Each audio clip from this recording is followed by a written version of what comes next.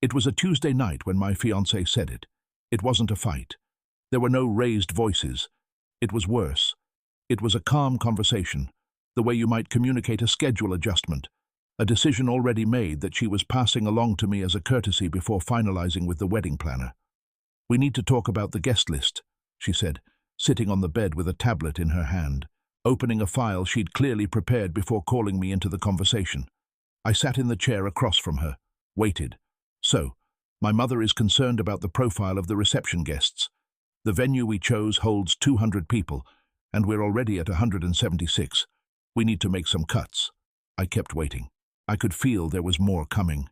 "Your parents," she said, with the same tone she might use to discuss the catering logistics, "aren't coming to the reception."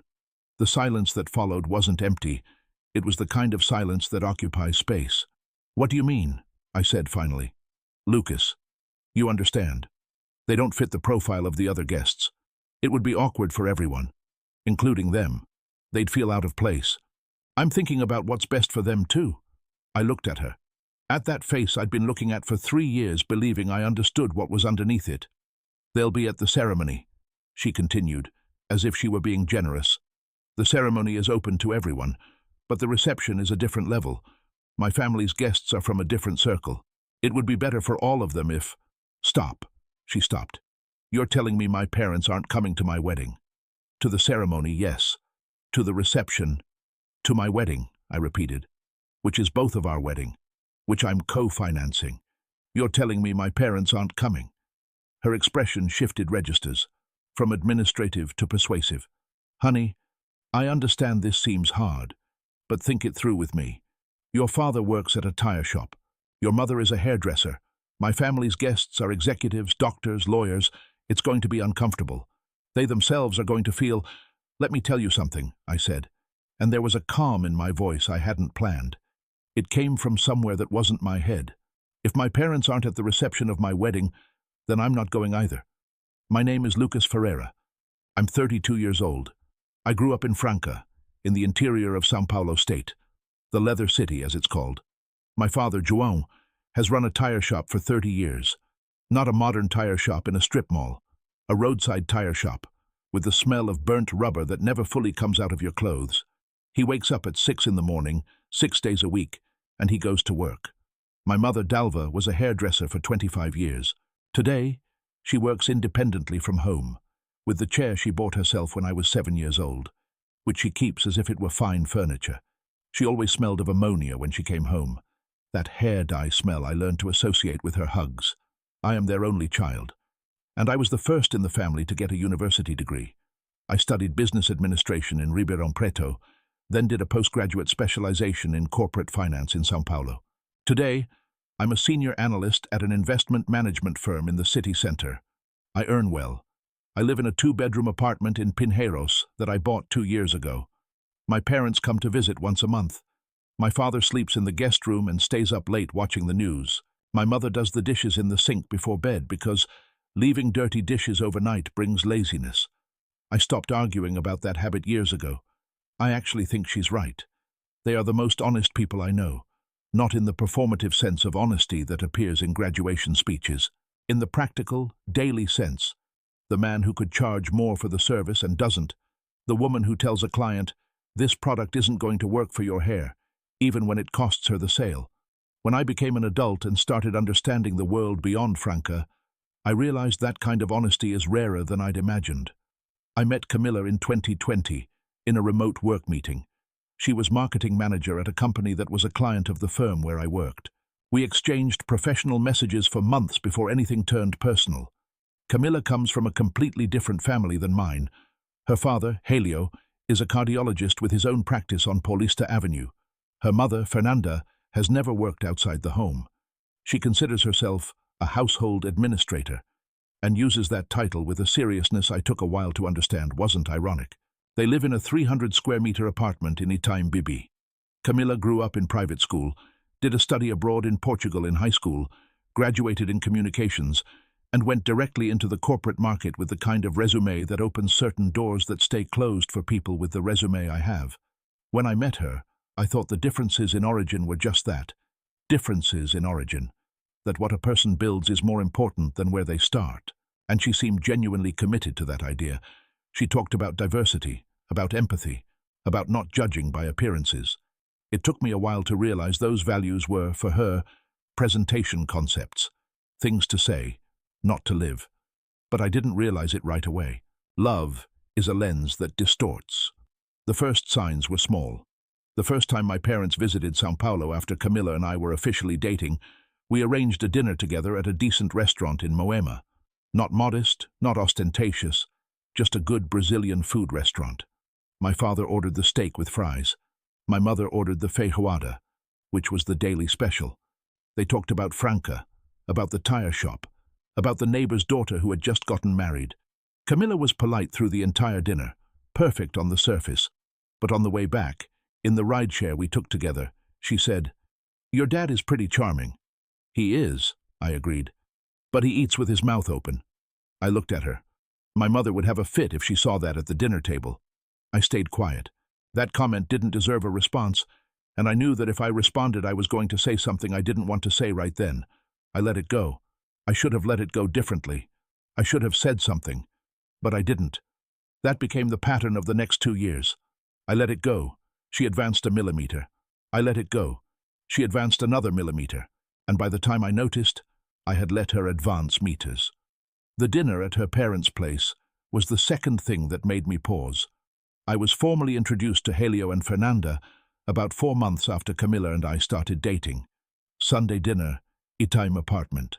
Helio received me with the kind of handshake that evaluates a resume through the palm. Fernanda received me with a smile that didn't reach her eyes and asked, at the first opportunity, "And where are you from, Lucas?" "Franca, in the interior." "Ah." A pause. "And your parents are out there too?" "Yes." "And what do they do there?" "My father has a tire shop. My mother works as a hairdresser."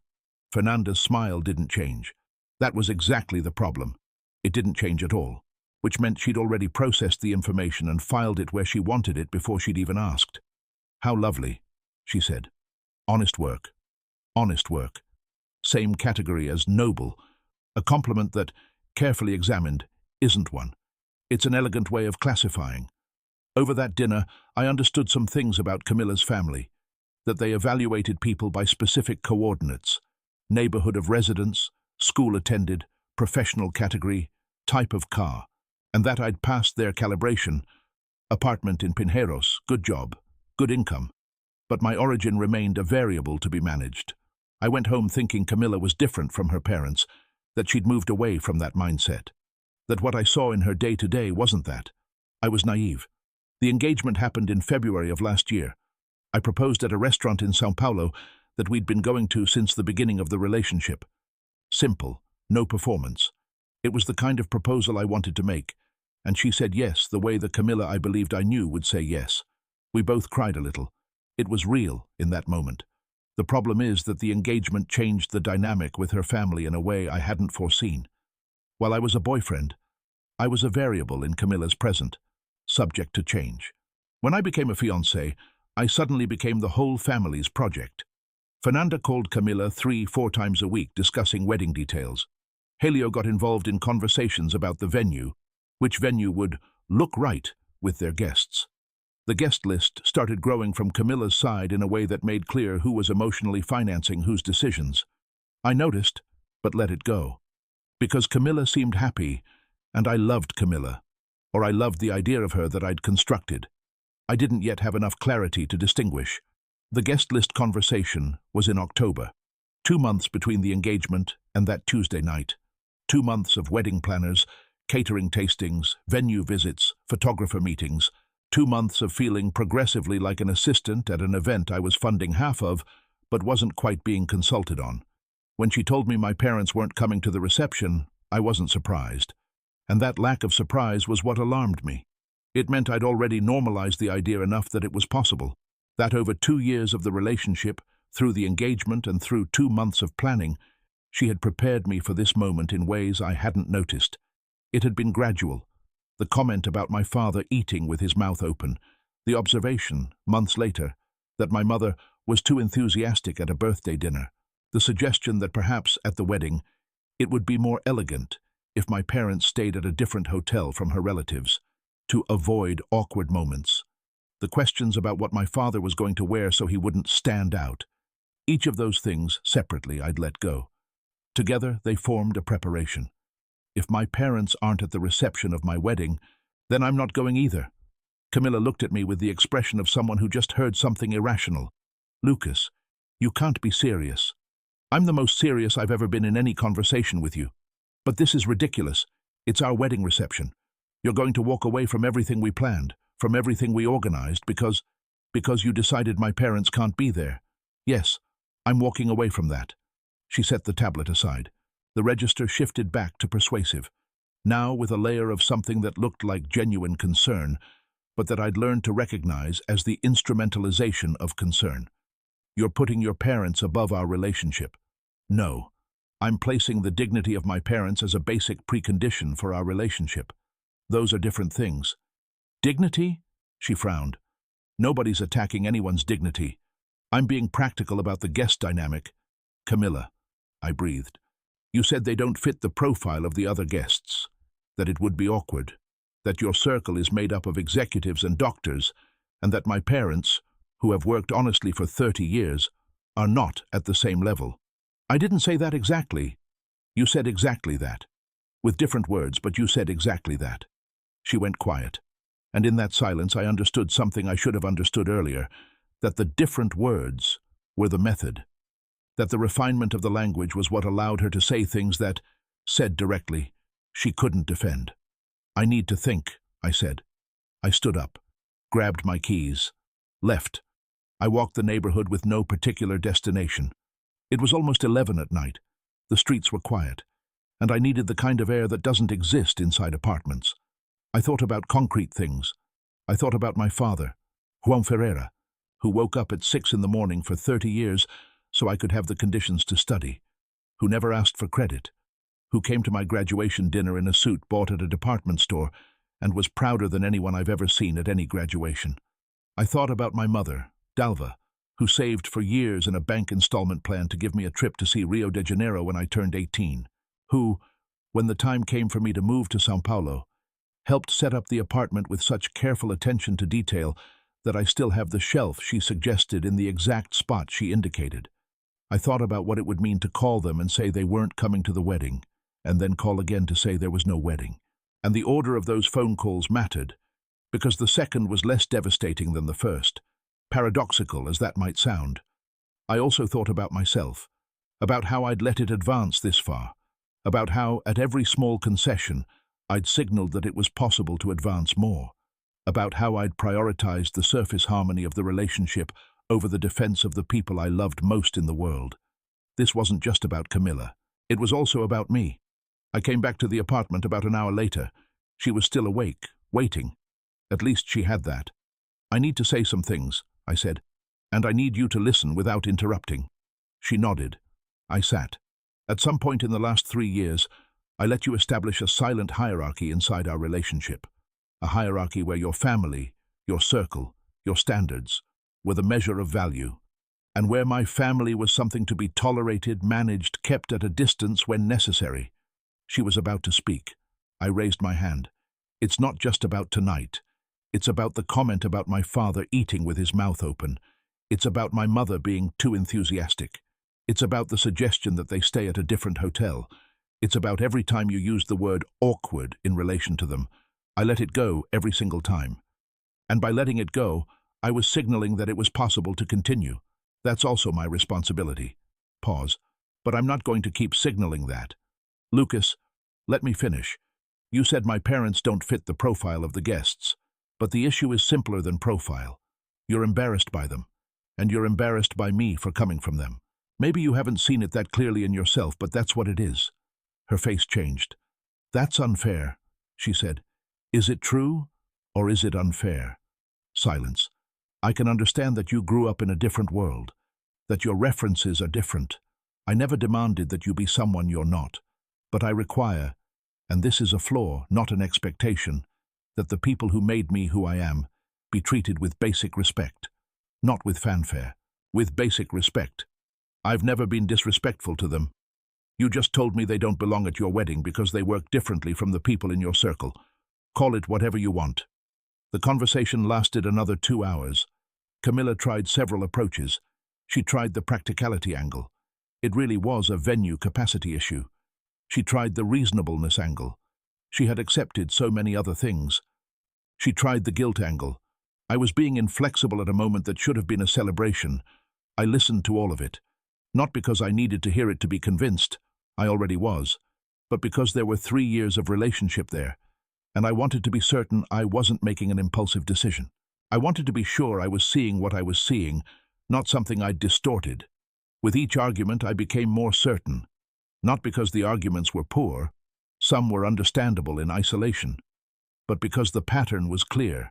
In 2 hours of conversation, at no point did she say anything that meant, "You're right. My parents and I were wrong to treat your parents this way." At no point was there acknowledgement of the damage.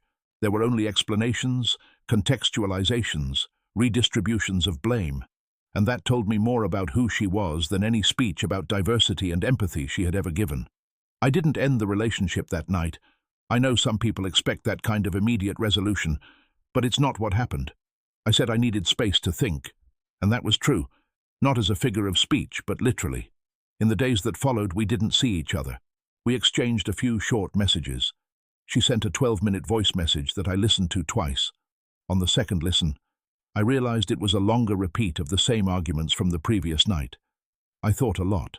I thought about what was at stake beyond that specific argument. Because a wedding isn't a reception, it's a structure.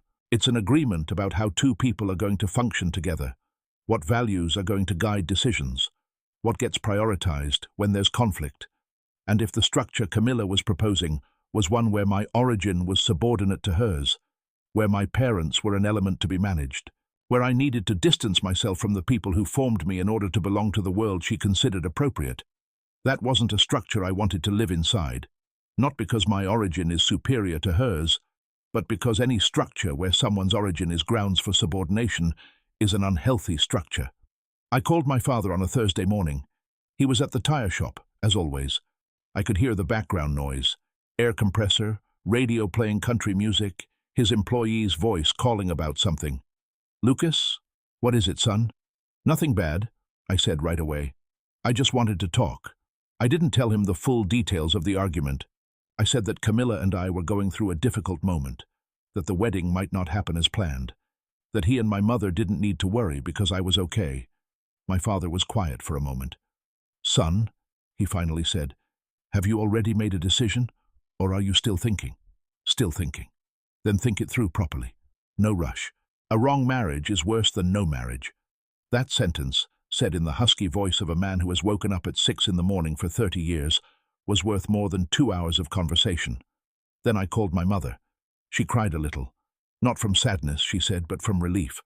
"I know it sounds strange," she told me, "but I saw how they looked at you at that dinner. I always had a knot in my stomach. Mothers know. They always know before anyone else." I ended the engagement 10 days after that Tuesday conversation. It wasn't a dramatic scene. I went to her apartment. She still lived with her parents, in a second apartment they kept for her any time, and said it directly. "I'm not getting married. Lucas, this isn't a negotiation. I'm not here to renegotiate terms. I'm here to communicate a decision I've made that isn't going to change." She tried again, tried several doors. Anger, sadness, appeal to invested time, appeal to the love that had been real. I acknowledged that the love had been real. But love isn't enough when fundamental values are incompatible.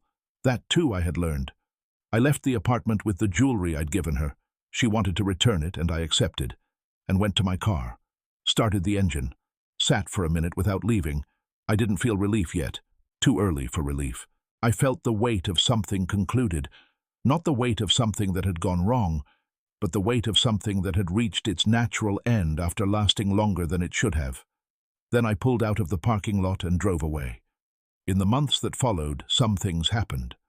Her family, through indirect channels, made some social pressure attempts. Mutual friends received versions of the story, where I was the irrational villain who had destroyed the relationship out of family jealousy. That reached me through people who thought I should know. I decided not to respond.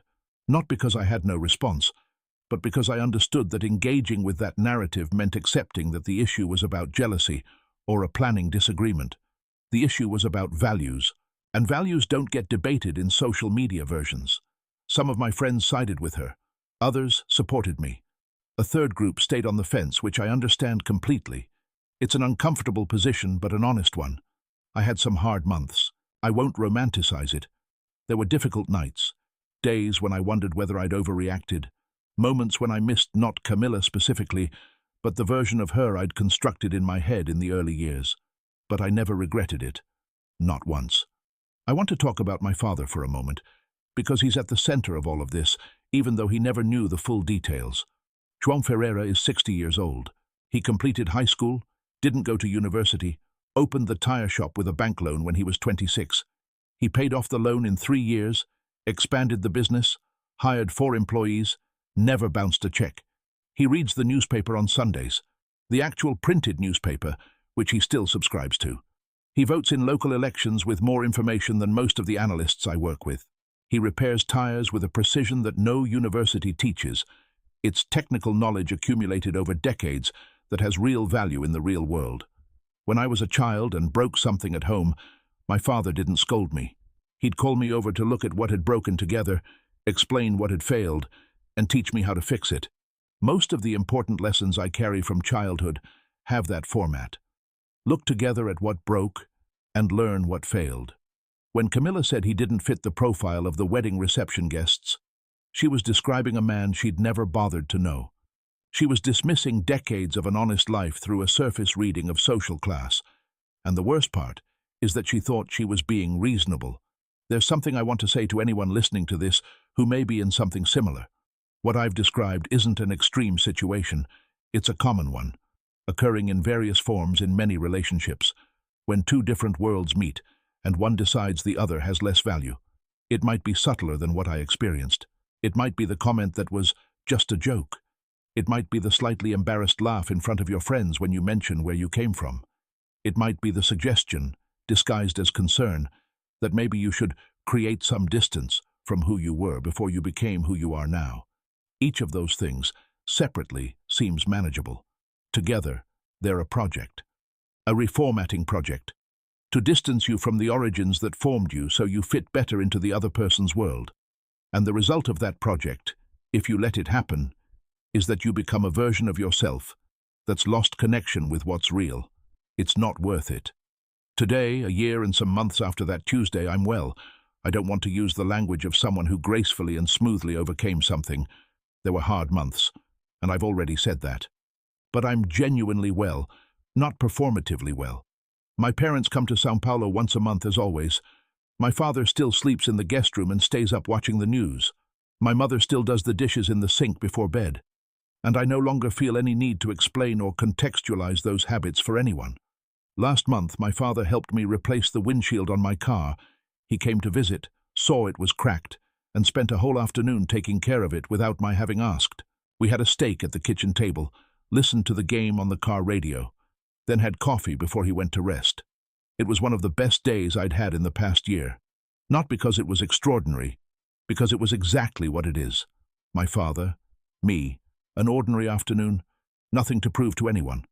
There are some final things I want to say clearly, because they're the point at the center of all of this. First, pay attention to the small moments from the beginning, not to be paranoid, to be honest. The innocent comment that left you uncomfortable probably wasn't just a poorly calibrated phrase. It was a signal. Treat it as a signal. Second, the dignity of the people you love is not a negotiable item. It doesn't have degrees. There's no context that makes it optional. If someone asks you to let it go, even gently, even with good explanation, even with arguments that seem reasonable on the surface, the answer is no. Third, who you are doesn't begin with you.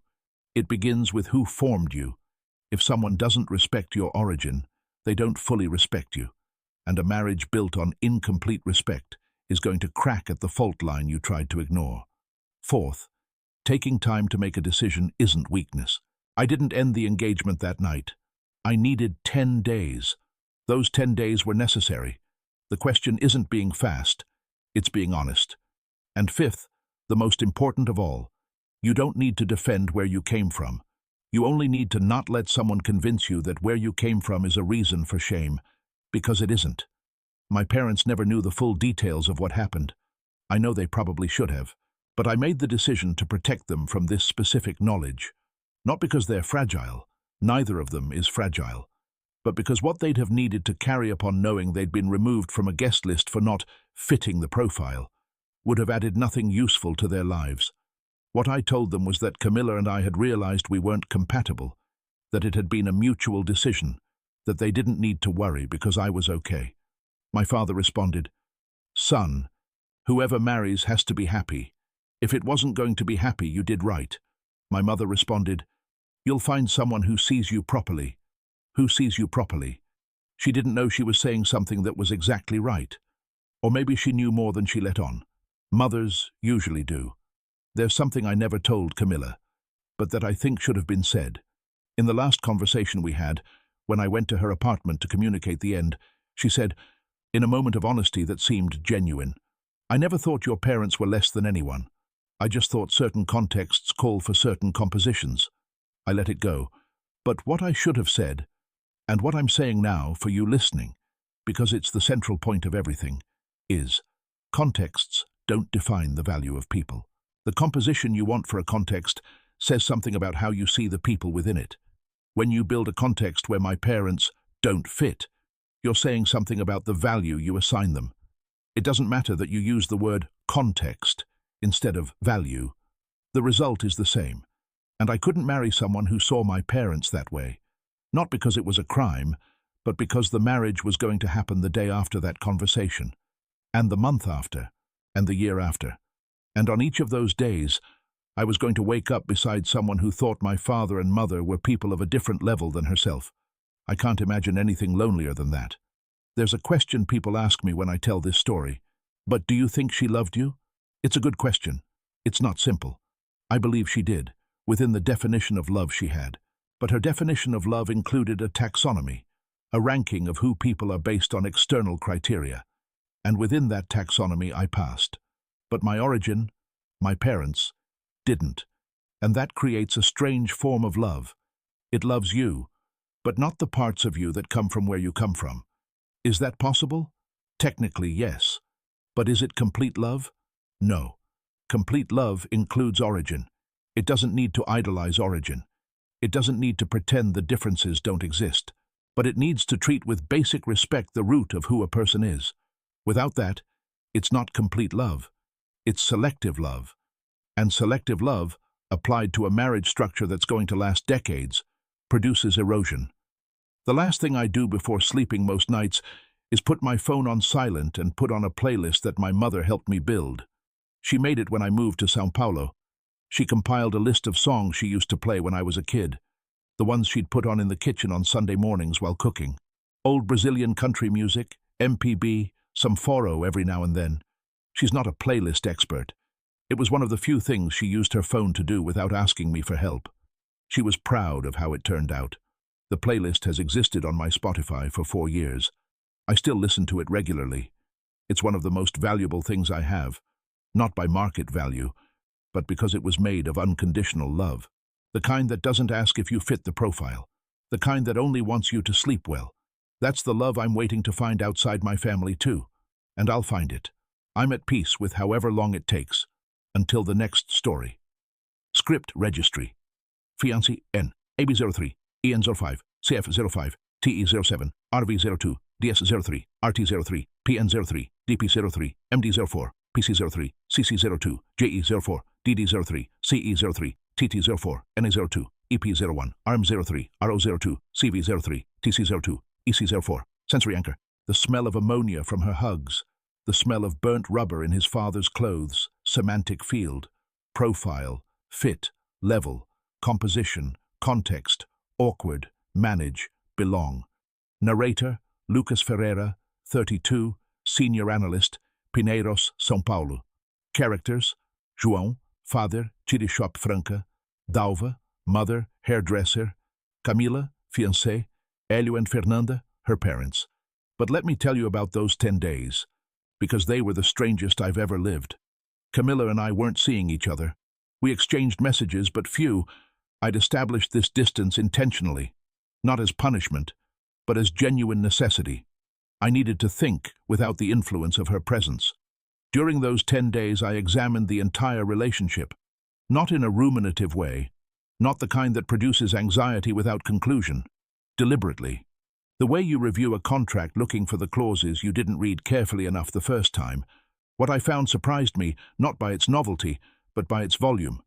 There were many moments I'd filed as not important enough, that, seen together, formed a substantial document. There was the time Camilla asked me, with genuine kindness but carrying an assumption, whether I'd considered updating my wardrobe before an important event for her company. It wasn't my company's event, it was hers. But there was something in the suggestion that implied that I, in my current state, was a variable to be managed. There was the time when, in a conversation about vacation, she mentioned that her parents had a favorite lodge in the Pantanal, where everyone is from a very specific level, and that she'd love to go there with both families together, and then added, with the smile of someone being inclusive, that, of course, your parents could also do their own trip, separately. It would be wonderful, as if separate vacations were the natural way to accommodate the difference in worlds. There was the time she described my mother, in a conversation with a friend I'd overheard without intending to, as very sweet, you know. One of those hard-working women from the interior. Lucas is very attached to her. The tone wasn't cruel. It was the tone of someone describing a minor characteristic of a larger scene. Lucas is very attached to her, as if the bond with my own mother were an eccentricity to be tolerated. When you put those moments together, you see the project. And the project was clear. I could belong to her world, as long as I stopped belonging to mine. I want to talk about the financial dynamic of the wedding, because it was also an important pattern I didn't mention before. When we started planning, it was established, not by formal contract but through conversations, that we'd split the costs. I'd cover 50%. What wasn't clear from the beginning was that splitting costs from her side meant my family decides what's going to happen and you pay your half of an event that isn't being co-decided. The venue we chose was what her mother wanted. The catering was what her mother approved. The decoration was what the coordinator her mother recommended suggested. The photographer was what the family friends of theirs had used. I had been consulted on some of these things, but consulted in the sense of being informed of a decision already made and given space to say I approved. I had approved, of course, because I was trying to be easy to get along with, because I'd learned over the course of the relationship that expressing different preferences created friction that then needed to be repaired, and repairing friction with her family consumed energy that I could never quite see where it was coming from. So I approved, and by approving, I signaled that that decision-making model was acceptable, until the guest list. The guest list was where I realized I'd signed up to pay half of an event that wasn't my wedding. It was her wedding, with some elements of mine added as concessions, and I, out of courtesy, out of conflict avoidance, out of poorly calibrated love, had been paying half without questioning. The dynamic with her family worked like this. Helio, the father, was the type who never says anything directly negative. He asked questions, questions that seemed like curiosity but were examinations. And your work at the fund, are you growing there? I'm on the senior to manager track. Should happen in the next 2 years. 2 years. A thoughtful pause. Good to have perspective. My niece's husband went directly to director when he joined his fund. But every trajectory has its own timing. My niece's husband. Director. Fund. Every conversation with Helio had one of those references, someone who had gotten further, higher, faster, never as direct criticism, always as neutral context that I was free to interpret as I wished. I interpreted it as what it was. Comparison. And with each comparison I felt pressure to defend my place, to justify myself to a man I shouldn't have needed to justify myself to. Fernanda was different. She operated in the territory of suggestions. Lucas, have you thought about moving to Jardines? Pinheiros is great, but Jardines has a different profile, more established. My apartment in Pinheiros is great, thank you. Of course, of course. It's just that the condominiums in Pinheiros vary a lot in quality. Since you have the means to choose, one day you might think about it. No rush. No rush. As if it were inevitable that I would eventually reach their level. Just a matter of time. That gentle condescension is the hardest to name, because it looks benevolent. It looks like they were rooting for you, but underneath it was the constant assumption that you were below, and that growth consisted of getting closer to their measure. Camilla had grown up inside that structure. I didn't blame her for it. It was the water she'd swum in her whole life. She didn't know there was water. That understanding helped me, in the months after the breakup, not to turn everything into anger at her. There was disappointment, deep, legitimate disappointment. But simple anger requires a conscious villain, and I wasn't certain she was a conscious villain. She was someone who had internalized a hierarchy and replicated it without questioning. That didn't exempt her from responsibility. Adults are responsible for what they replicate, even if they didn't invent it. But it changed the quality of what I felt for her. There was sadness. There was the pain of realizing that the person I'd loved wasn't entirely the person I'd imagined. There was the strange melancholy of looking at memories that had been genuine and having to house in them the new information that they'd contained something I hadn't seen. But there was no hatred. There was never hatred. I need to tell you about a specific moment that stays with me. 3 weeks after ending the engagement, I drove to Franca to visit my parents. I drove myself, as I always do. São Paulo, the highway, the smell of open countryside when you pass the last toll booths, and the Cerrado starts appearing at the edges of the road. I arrived Saturday morning. My mother was making corn cake when I walked in, that smell that's specific to her kitchen, that doesn't exist in any other kitchen in the world. She held me tight, didn't ask anything, and served me coffee with the cake still hot. My father was on the porch reading the printed newspaper. He saw me come in, folded the paper and said, "What is it, son? You okay?" "I'm fine, Dad." "You actually fine, or you saying you're fine?" I'll be honest, I wanted to cry at that moment. Not from sadness, from relief, from being in a place where someone saw me clearly enough to notice the difference between being okay and saying you're okay. "I'm actually fine," I said. "Just tired." "Then rest." I spent the weekend in Franca, helped my father with some maintenance on his car Saturday afternoon, watched football with him Sunday. We ate a lot, went to bed early, woke up without an alarm. When I drove back to São Paulo Sunday evening, I had more clarity than when I'd arrived. That's the measure of a real family. You leave more whole than you arrived. My friend Rafael, who has known me since university, said something that stayed with me when I told him what had happened. "Man, you know what it feels like to me? It feels like you let her convince you that your origin was a lesser part of who you are, when actually it's a central part." I thought about that for days, because it's true. And not in a sentimental way. It's true in a practical way. Who I am today is the direct product of who my parents are. The way I handle work, the ability to stay with a difficult project without quitting, came from watching my father at the tire shop for 30 years without complaining about life. The way I handle money, without excessive anxiety, without ostentation, came from growing up in a house where enough was enough. The way I listen to people, actually paying attention, came from a mother who taught me that a satisfied client is a client who feels heard. These aren't abstract qualities I developed on my own. They're transmissions, living inheritances, not documentary ones. When Camilla said my parents didn't fit the profile of the reception guests, she was dismissing the source of everything she claimed to admire in me. There's one more thing I want to say, directed specifically at someone listening to this who might recognize themselves not in my position, but in Camilla's. I'm not saying this with judgment. I'm saying it because I think it's useful. If you're in a relationship with someone from a different origin than yours, and you realize you have opinions about their family you would never express in front of them, but that you express in private contexts, that's an important signal. If you notice that you describe your partner's family with gentle condescension, they're sweet, you know? One of those hard-working small-town people. He's very attached to his family. That's a signal. If you notice that when you imagine the wedding, his family appears as an element to be managed rather than celebrated, that's a very serious signal. Those signals don't mean you're a bad person. They mean you've internalized hierarchies that are worth questioning. Because what you're doing, operating within those hierarchies without questioning them, is replicating a system that hurts real people, including the person you claim to love. And the person you claim to love, if they have enough clarity, will notice. It may take time. It took me time, but they'll notice. And when they notice, they'll have to decide what to do with that awareness.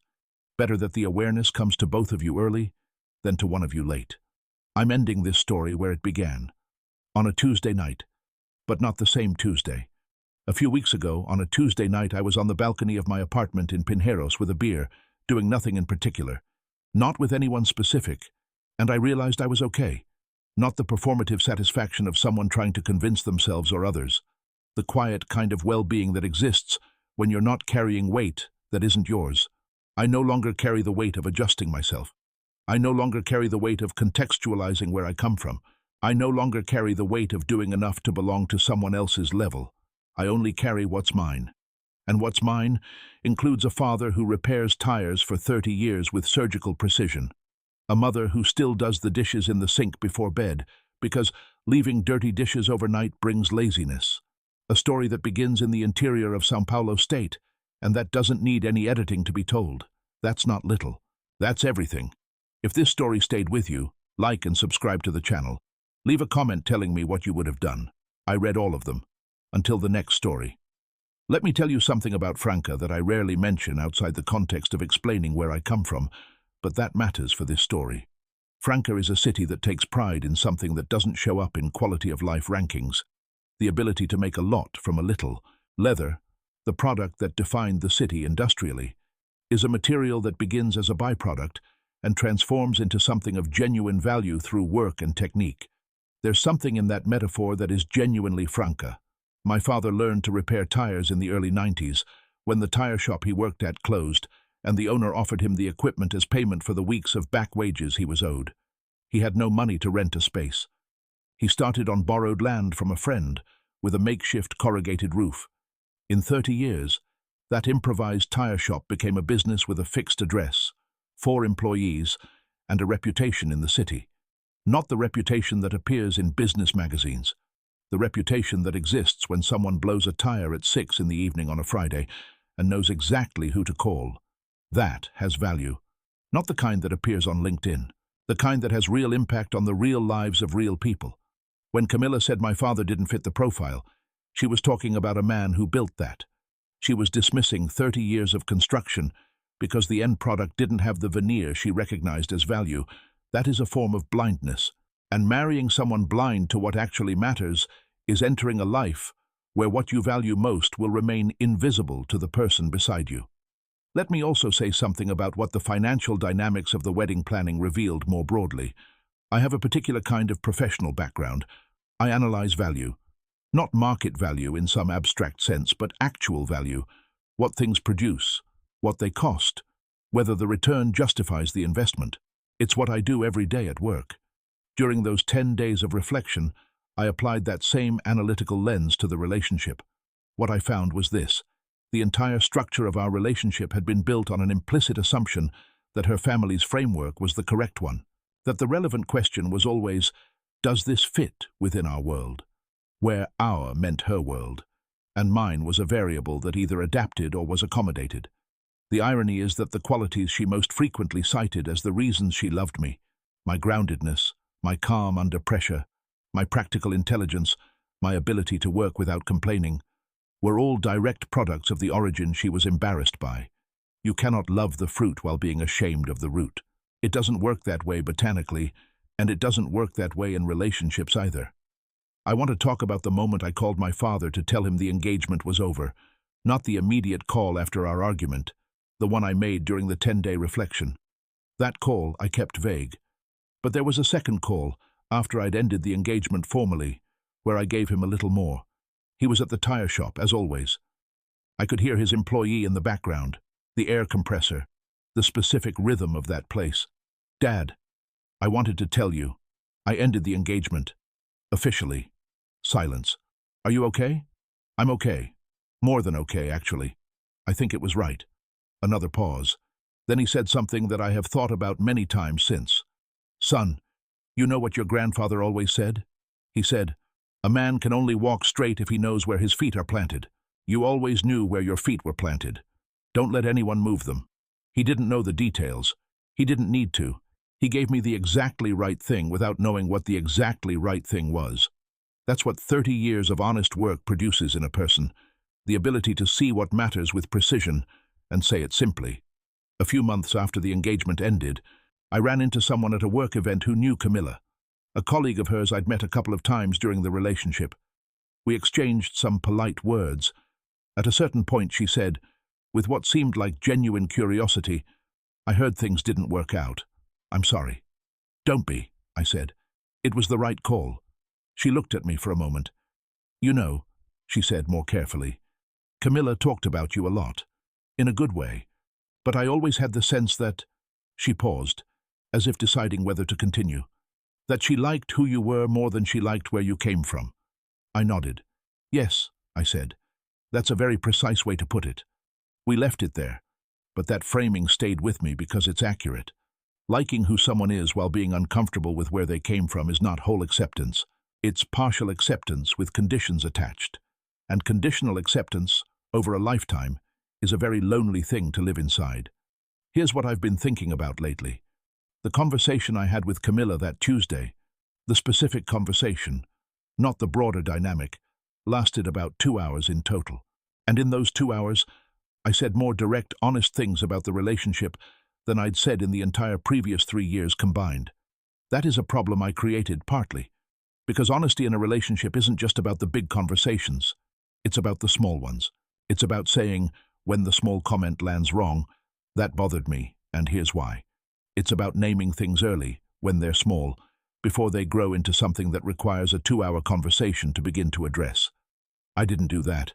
I chose comfort over clarity at every small juncture, and each time I chose comfort, I was making the eventual necessary clarity harder to find. This is the practical lesson I carry most practically. Say the small things early. Not constantly, not as a complaint, but say them. Create the precedent that things can be named. That uncomfortable truth can exist in the relationship without destroying it. If it can't, if the person you're with can't receive a gently delivered, honest observation without it becoming a crisis, that itself is information. Important information, received early rather than late. The morning I woke up after ending the engagement formally, I went for a long walk before I'd done anything else. São Paulo in the early morning is a city that hasn't decided yet what it is. The light is flat and wide. The traffic is still thin enough to hear your own steps. The coffee shops are just opening. I've always liked that transitional quality, the city in the process of becoming what it becomes each day. I walked for about an hour. No destination, no podcast, no music. Just the city and my own thoughts. What I noticed at some point during that walk was that I felt lighter, not fixed. I wasn't fixed. There was a lot of processing still to do, and I knew it. But lighter. The specific lightness that comes from not carrying a thing that wasn't yours to carry in the first place. I'd been carrying for a long time the weight of trying to be acceptable within someone else's framework. The weight of presenting my origin in ways that minimized what they might find uncomfortable. The weight of translating myself into a language that fit a context I was never fully going to belong to. Setting that weight down doesn't mean you've solved anything. It means you've made space to be yourself again.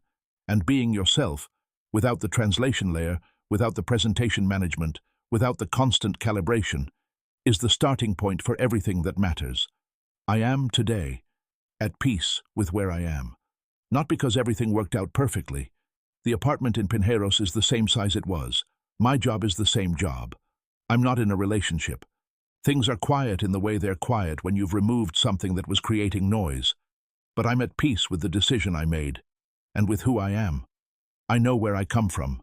I know that Franca is a city in the interior of São Paulo, where people work with their hands and build things that last. I know that my father's tire shop has been there for 30 years, and will probably be there for more.